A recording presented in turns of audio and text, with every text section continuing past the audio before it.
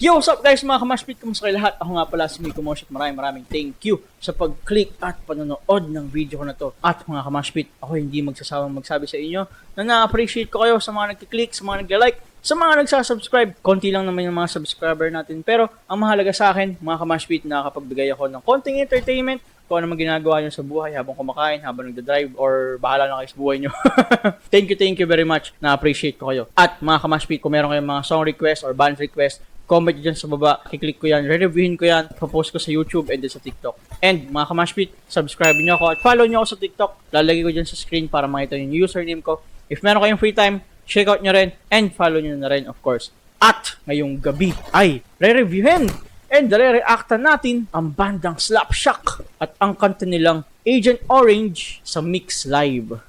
Live performance to guys. Slapshot pare. Okay, ang pagkakilala ko sa bandang Slapshot ay sila arguably, possibly ang OG ng metal mainstream siguro sa Pilipinas or baka isa sa mga nagtawid ng rock na musika sa Pilipinas. Nabuo sila nung 1990s. Di ko masyadong alam kung anong year ba specific sila nabuo. Pero isa sila sa mga nauna, 1990s pare, meron ng Slapshot. And lagi silang nahambing sa bandang Limp Bizkit, Korn at Slipknot dahil of course, syempre ang Slapshot ay rap metal, nu metal, or let's say alternative metal, very iconic bandang Slapshot. Alam niyo guys, para sa akin yung bandang Slapshot sila yung nagtawid ng underground metal or rock scene sa Pilipinas. Arguably, pwede siguro. Pwede ring mali ako. Subjective lang naman. Para sa akin lang naman. Tapos, alam yun, nakahanap sila ng formula para makalabas dun sa meta na pag sinabing rock or metal or punk is mga addict, Alam mo yun, gumagamit. Pero medyo totoo naman. Aminin na natin yan. Pero yung Slapshot, nakapunta sila sa mainstream, na-discover sila ng hindi lang sa Pilipinas or yung nasa western part ng mundo natin, na-discover sila and then nagustuhan sila. Tapos ini-invite din sila sa mga music festival sa abroad, Nakaka-proud na merong ganitong klaseng banda sa Pilipinas. And sadly, of course, syempre alam naman natin lahat na yung Slapshot is nag-disband na. And then, rest in peace kay Jamir Garcia, yung vocalist sila. Sana pagka namatay din ako, makita kita. Sana, yun, makausap kita dyan, tapos magrakrakan tayo, tubog-tug tayo, mag-headbang tayo, tapos kumanta tayo ng mga kanta ng Slapshot. Anyway guys, di ko na masyadong matatagalin. Review and reactan na natin. Excited na ako. Of course, syempre, Agent Orange to. Siguro pinakasikat na kanta ng Slapshot. Review na natin guys. Sana mag-enjoy kayo.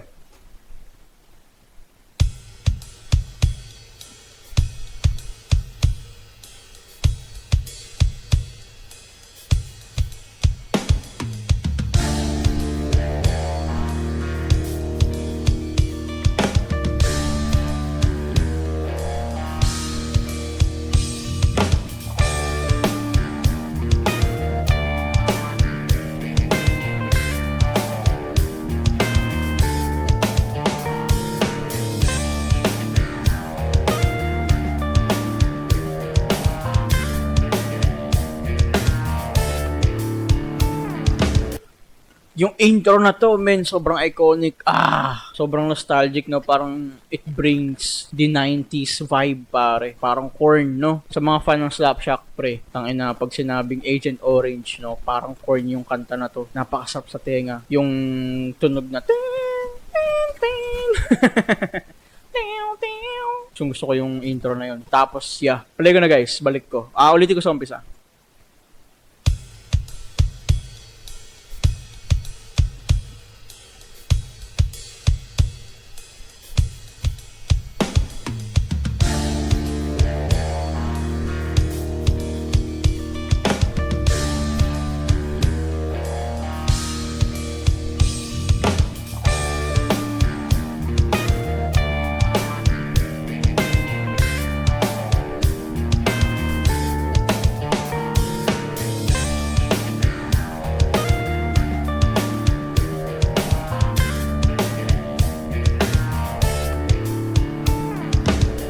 Exists 360 degrees like unsolved mysteries. You mind torture by demonic beast. It's a fatal, the instrumental, the hit your central nervous system. You're now without a funeral for real. My eyes still exist with the terror. Living without the God of my father. Every day, it's like a while we're going through. Agent Orange man, yo, is coming after you. So get caught like ninja. Oh, man. Bars, man. Sobrang nakakamiss yung boses ni Hamir Garcia. No? Yung boses niya na, very distinct kasi yung boses ni Hamir Garcia. Tsaka kung paano siya mag-rap, man. Very distinct. Or, let's say, yung Slapshot yung nagsimula ng nu metal sa Pilipinas. Ata. Sila ba? Or masyadong makitid yung utak ko. Hindi pa ata ako masyadong knowledgeable pagdating sa nu metal history sa Pilipinas. Pero basta sure ako na sila ang nagpasikat ng nu metal sa Pinas, men. Lalo na yung boses ni Hamir. Napaka-iconic niyan, men. Nostalgic. Nakakamiss, no? Rest in peace kay Hamir Garcia. Play ko na, guys. Hindi ko ata marireview na maayos to.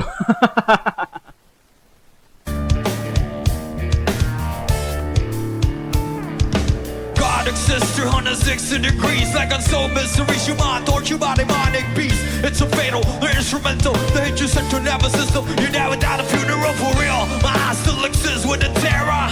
Living without the God of my father. Every day, it's like a while we're going through. We're Agent Orange Man, yo, it's coming after you. So get caught like ninja.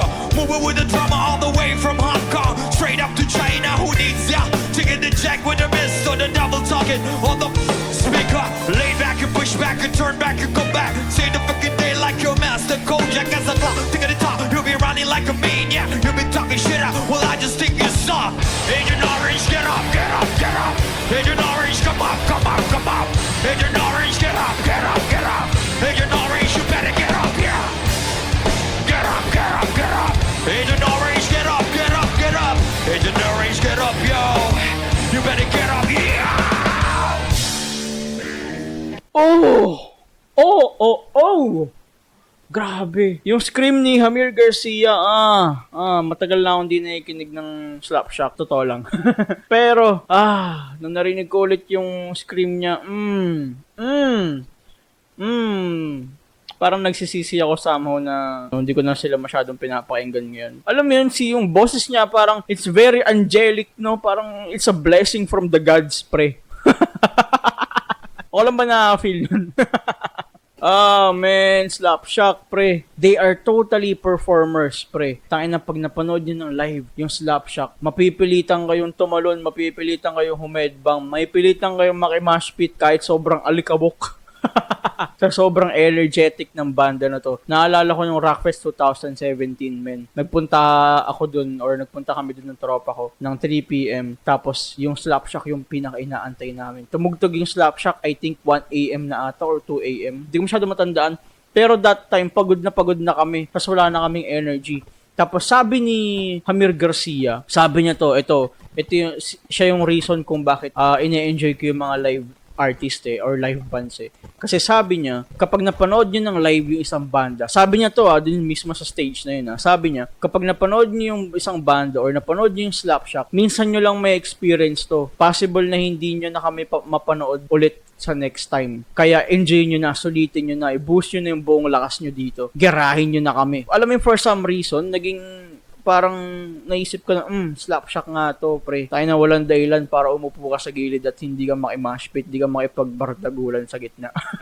Tapos simula nun talagang lahat ng live ine-enjoy ko na. Hindi ako nagsi-cellphone, hindi ako nagre-record. Picture lang siguro, pero ine-enjoy ko dahil yun kay Hamir Garcia, dahil yun sa bandang Slapshot. Tapos sadly, yun yung huling beses na napanood ko sila ng live. Kasi alam mo yun, parang the next following year, syempre, na-busy na sa school, tapos nagkaroon ng pandemic. Tapos si Sir Hamir Garcia, yun, wag natin masyadong pag-usapan yun. Sensitive yun.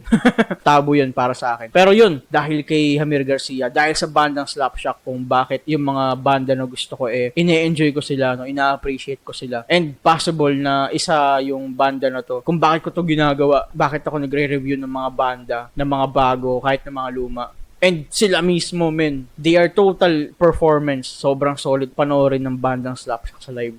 Bakit ba nawala yung Slapshot, pre? Tangina. Ulitin natin. Balik ko konti. Agent Orange, get up, yo.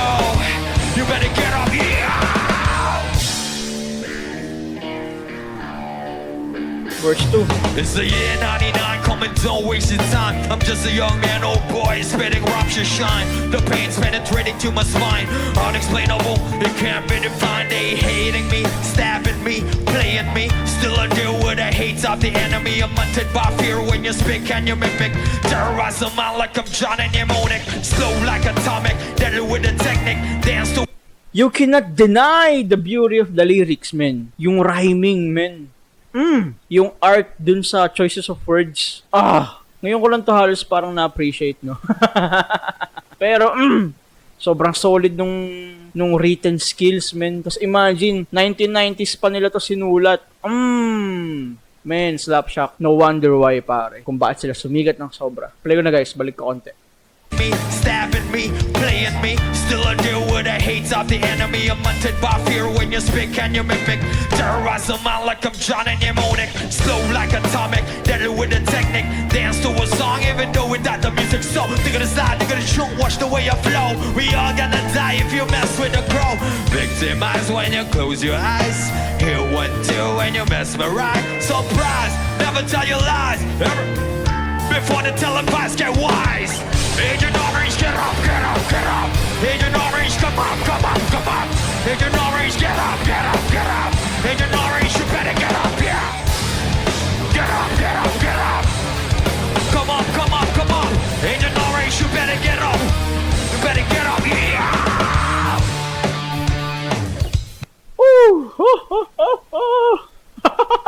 Sana hindi ma-turn down tong review na to. Dahil nasa mainstream ang Slapshot, possible na ma-block tong video na to. Pero, men, gusto kong i-share sa inyo kung paano ko i-appreciate tong banda na to, pre. Tangina. Play ko na. Sorry. Bridge part, no? Papasok na yung bridge part.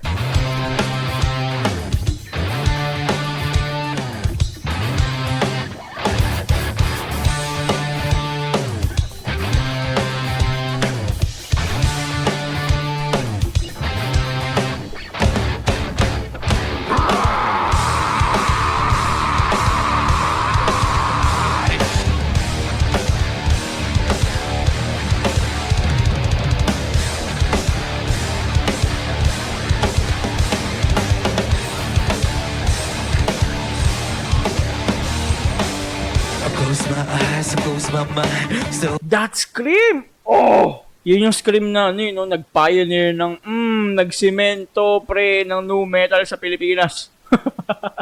Tayo na paulit-ulit ako Pero, alam mo yun, parang what else can you say about this band, bro? Tsaka guys, gusto ko i-mention na yung bass guitar nila, si Lina Dela. Siya yung bass guitar na pinakagusto kong pinapanood ng live. No, parang bass guitar siya, pero sobrang taas ang presence niya sa stage. Men, like, subukan yung pansinin yung galaw niya sa video na to, sa live na to. Lina Dela, pare. Sobrang underrated.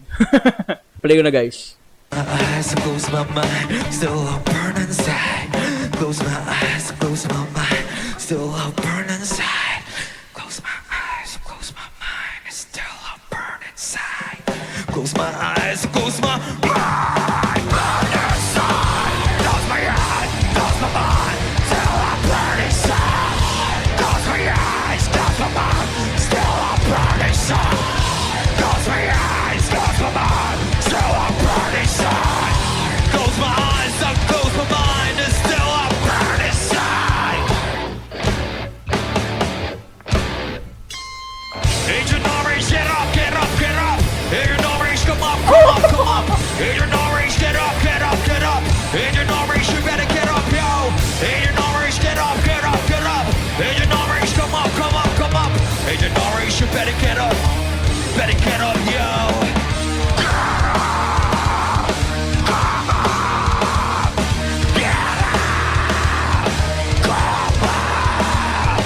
Killing all my hate, killing all my hate, hate.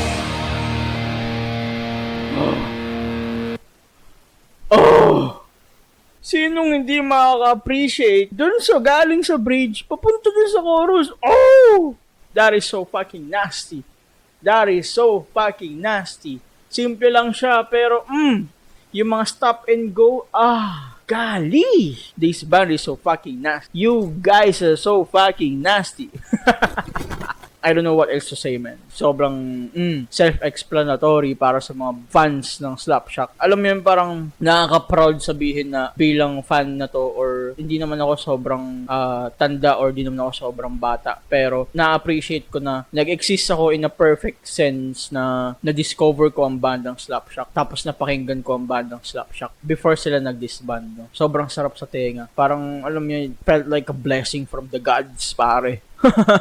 Bandang Slapshot para sa inyo, pare. Kanta nilang Agent Orange. So yun guys, hindi ko na masyadong patatagalin. Medyo nahilo ka kahit bang. Sarap sa tenga. Sana nag-enjoy kayo. Ako nag-enjoy ako, of course. Muli, ako nga pala si Miko Mosh. Maraming thank you sa pag-click at panonood ng video na to. Guys, kung meron kayong mga ibang gustong i-request na banda na kanta, i-comment nyo dyan sa baba. Re-reviewin ko yan, re-reactan ko yan. Papost ko sa YouTube and then sa TikTok. Subscribe nyo guys and follow nyo ako sa TikTok. Kita tayo sa next episode. Bye-bye!